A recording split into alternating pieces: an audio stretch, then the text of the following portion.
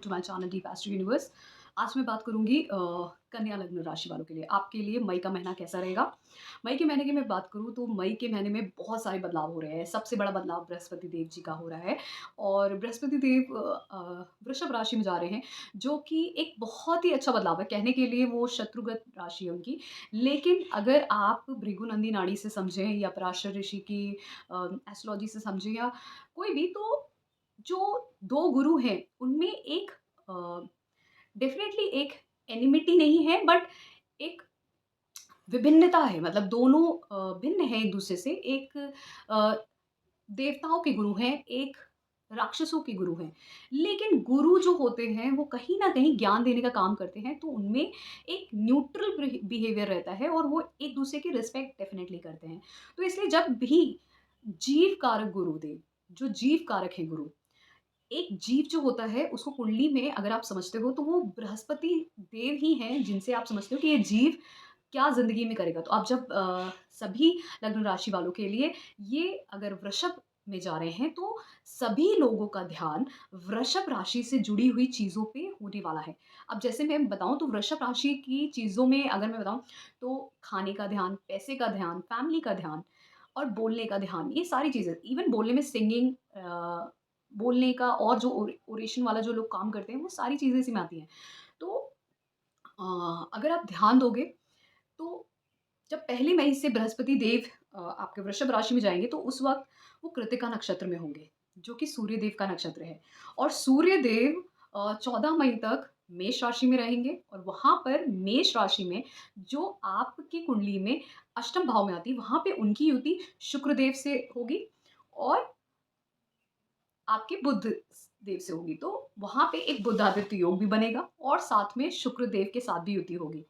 तो ये जो युति का प्रभाव है, ये कहीं न कहीं आपको एक बहुत अच्छा रिज़ल्ट दे सकता है, एक अचानक से अच्छी चीज़ें होने का। क्योंकि 12वें घर का मालिक जो सूर्य है, वो सूर्यदेव, वो आपके अष्टम भाव में जा रहे हैं।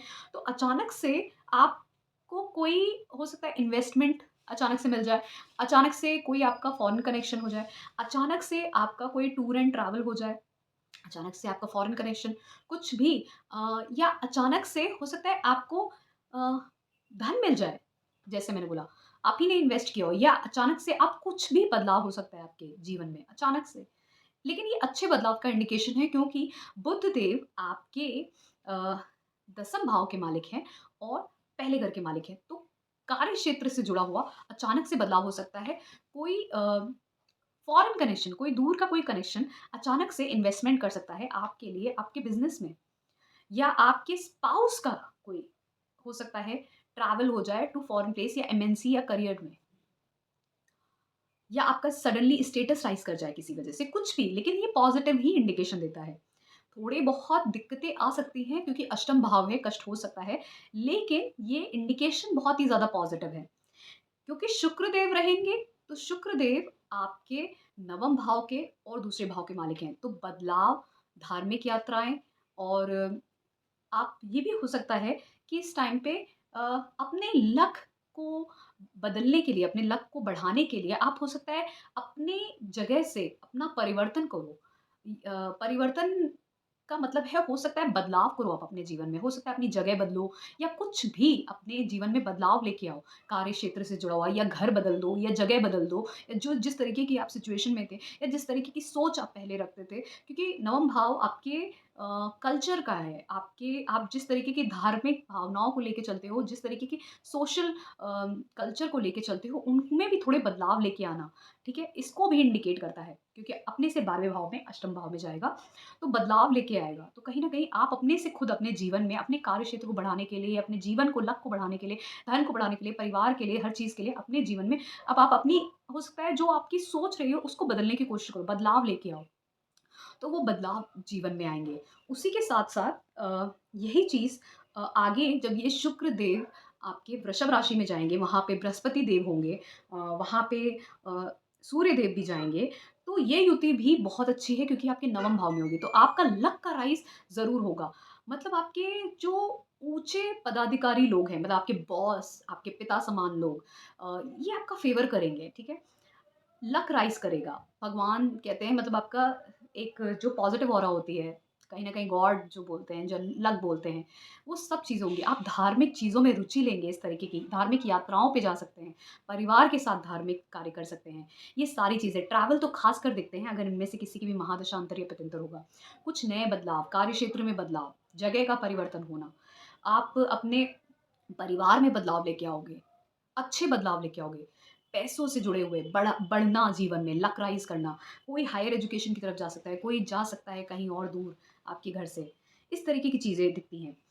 इसी तरीके से मंगल की बात करें तो मंगल मीन राशि में रहेंगे जो आपके सप्तम भाव में, मंगल आपके अ, अष्टम भाव के मालिक हैं और आपके तीसरे भाव के मालिक हैं।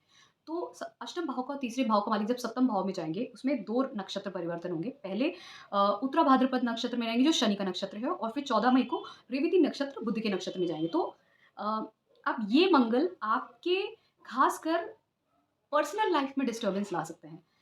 अब क्योंकि पर्सनल लाइफ में डिस्टर्बेंस आ सकता है क्योंकि राहु के साथ भी युति होगी तो थोड़ा लड़ाई-झगड़ा, बिज़नेस में थोड़ा लड़ाई-झगड़ा इस तरीके की चीज़ें।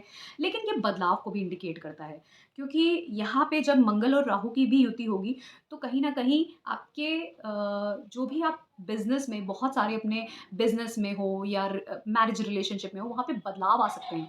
डिफ़िकल्टीज़ भी आ सकती हैं, बदलाव भी आ सकते हैं, ट्रांसफ़ॉर्मेशन, चेंजेज़ ये सारी चीज़ों का इंडिकेशन है।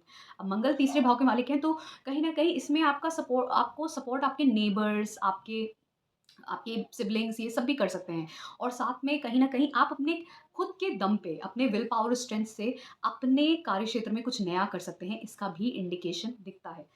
इसी तरीके से बुध की मैंने बात की, मंगल की बात की, राहु केतु की बात कर लेते हैं। राहु आपके सप्तम भाव में रहेंगे, मंगल के साथ युति मैंने बताई है और केतु आपके पहले भाव में है। तो आपका पूरा-पूरा ध्यान कहीं न कहीं आपका सप्तम भाव आपके पार्टनरशिप मतलब पार्टनरशिप नहीं होता है लेकिन जितने भी लोग आपसे आप क्या हो, आप पहला भाव हो और सप्तम भाव क्या है? वो सारे लोग जो आपके आस-पास हैं। जैसे आपकी मैरिज लाइफ में आपके पार्टनर हो गए, बिज़नेस पार्टनर्स हो गए, कोई और भी लोग जो आपके आस-पास हैं। आपका ध्यान पूरा अभी तक वहीं पे ही केंद्रित है। आप कहीं न कहीं आपका पूरा-पूरा दिमाग उस चीज़ में लगा हुआ है। और आप अपने ऊपर से कहीं न कहीं उस चीज़ से हट चुके हो, आप अपने ऊपर ध्यान नहीं दे रहे अब एस्ट्रो यूनिवर्स लेके आया है कुंडली एनालिसिस बुकलेट।